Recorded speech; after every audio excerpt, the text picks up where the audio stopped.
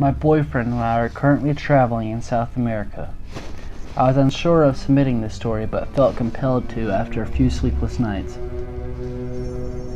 We visited Rio de Janeiro and originally stayed at a big hotel on the main avenue of Ipanema, but decided to stay longer due to the incredible weather.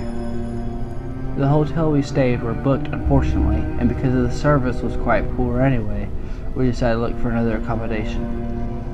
The hotel we decided on was a small, boutique type and was recently renovated.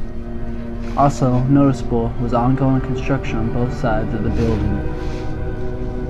But the hotel itself was reminiscent of a Japanese capsule hotel. Rooms were clean, well furnished, but on the other smaller side, at least the room we booked was anyway. It was the last room in the hotel, and we were lucky to get it over a weekend, which tends to be quite busy in the summer months, with both locals and tourists descending upon Ipanema. We stayed 2 nights in the hotel. The first night was quite incident-free, and aside from a passing creepiness I felt while using the bathroom mirror, which I attributed to the mirror facing another mirror behind me when the bathroom door was open. The room was comfortable. I did notice that one of the pot lights that had a dimmer switch was not working during our check-in, but thought nothing of it.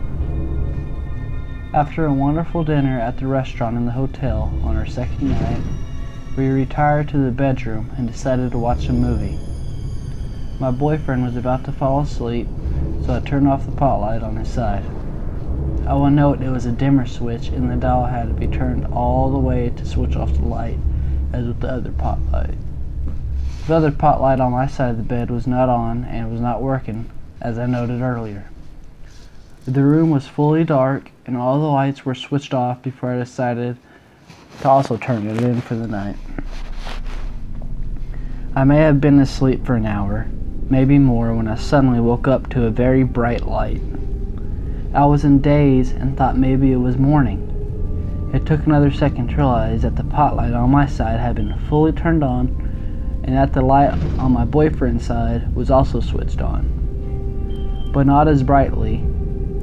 I quickly turned the dimmer switches for both lights and told my boyfriend the lights were on. He mumbled something about he's tired and I should sleep.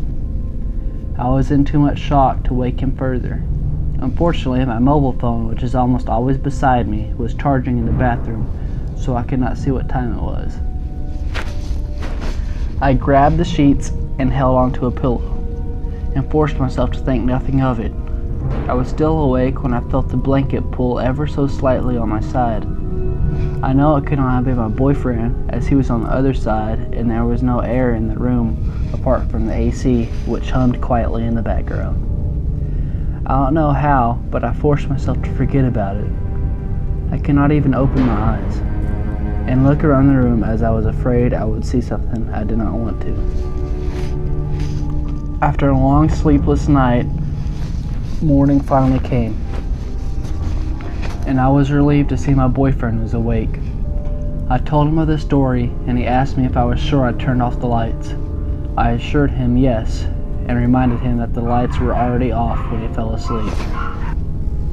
I also showed him that the light on my side was now fully functional despite it not working the night before.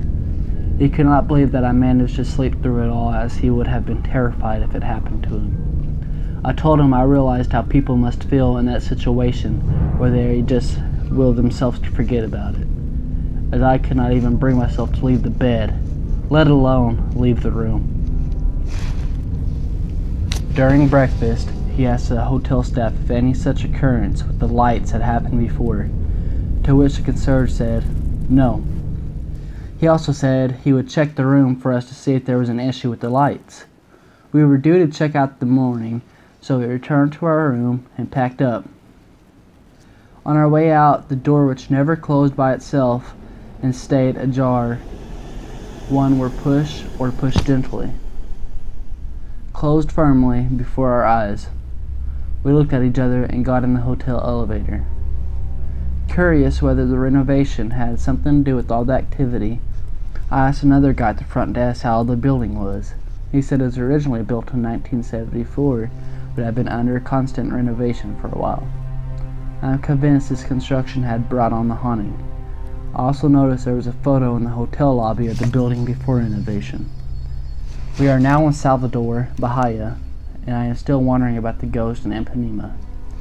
As I write this, I have to remind myself that it's unlikely the ghost followed me, and that the noises I hear in the room are just exterior noises of the old house, which was now converted into a hotel.